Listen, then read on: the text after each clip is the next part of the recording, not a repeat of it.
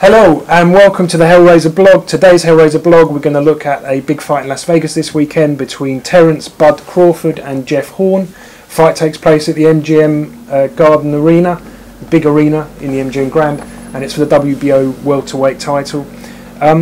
So fighters first. I mean, Terence Crawford, surely most boxing fans have heard of Crawford.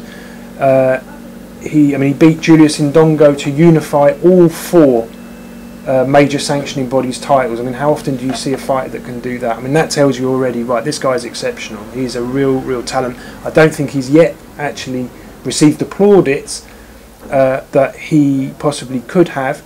Probably because Indongo is from Namibia. You know, he wasn't really well known himself. I think to do that, Crawford needs to go and fight some of the big American names and beat them, which he's perfectly capable of doing, although they're hard fights, so it's not a given that he'll beat them. But then he'll suddenly become this sort of major superstar that he is in the process of becoming. It's not like he's unheard of, but considering his achievements, I don't think he's quite got the plaudits for it. So Crawford beat Julius Indongo, Felix Jazz, John Molina, our own Ricky Burns, and he beat them all actually quite soundly. He's a very tricky guy, boxes like orthodox southpaw, moves very well, had a freakishly long reach for a lightweight. Now we're seeing him move up through the weights. Those advantages in reach and height that he had are sort of diminishing slightly because he's boxing bigger guys. Jeff Horn beat obviously Manny Pacquiao, the biggest name on his record. I think the fight with Pacquiao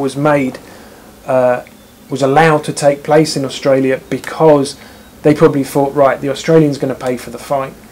Horn doesn't look in the skill level that Pacquiao is used to fighting against.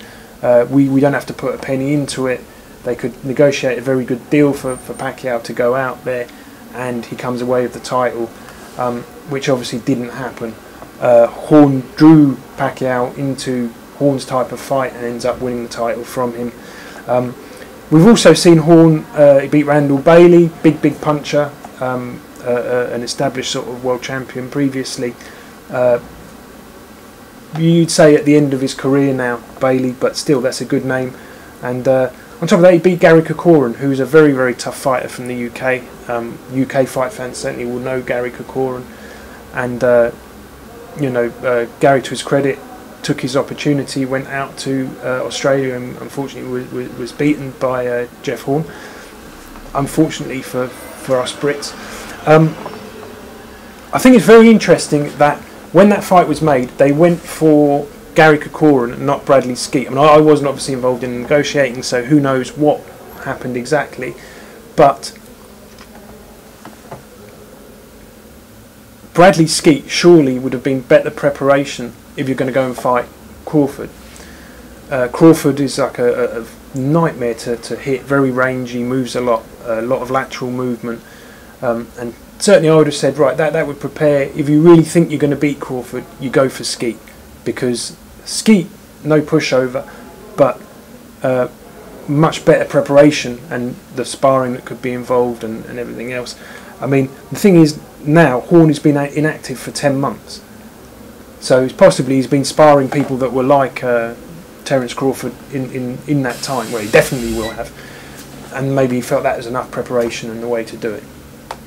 But I still think, sparring's different from fighting, and if you really believe that you're going to beat a Terence Crawford, then why not go and fight Bradley Skeet? Would have been the fight to make. Anyway, they didn't. They boxed Gary Corcoran, and okay, Horn is an inch taller. Crawford has 2 inches in reach over him. So imagine when Crawford was as a lightweight, which he was originally, freakishly long reach. Those advantages that he has in height and in reach are now diminishing with with him moving up in weight. He has Horn is an inch taller. He has 2 inch reach. Crawford has a 2 inch reach advantage over Horn.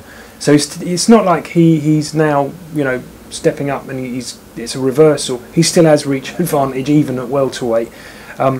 I think anyway, regardless of reach, because reach often is an indicator of who's going to be doing what during the fight.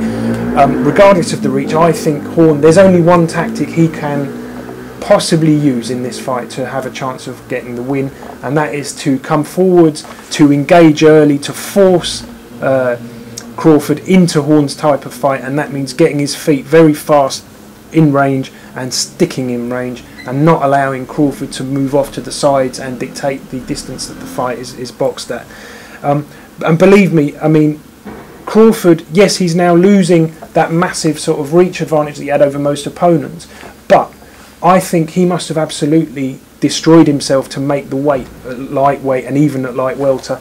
And at welterweight, yes, he'll lose some of the advantage that he had in reach, but you're going to see a much more energised Bud Crawford, and the movement that he uses is phenomenal, and the switching of the stances, etc. And I think very strong likelihood that you'll see him box southpaw in this fight, because he will want to keep it as awkward as possible. Even that Jeff Horn has beat one of the best southpaws of our era in Manny Pacquiao, I still think you might see him certainly switching in the fight a lot, and might even see him box southpaw, because I think he'll want to make Horn, as Horn is going to come at him, it makes it easier for a southpaw if you can move outside and land your right hand over the top of Horn's front left. Right, the Crawford I'd heard a lot about. That the fight that I really became sold on him was when he boxed Yocoris Gamboa, the Cuban. Brilliant fighter, really good fighter, and he just completely schooled him, and he puts him down maybe like 3 or 4 times in the fight and stops him eventually. And the ease with which he dismantled him just said to me, don't care now, people telling me, oh, when he steps up might not quite have it, or whatever.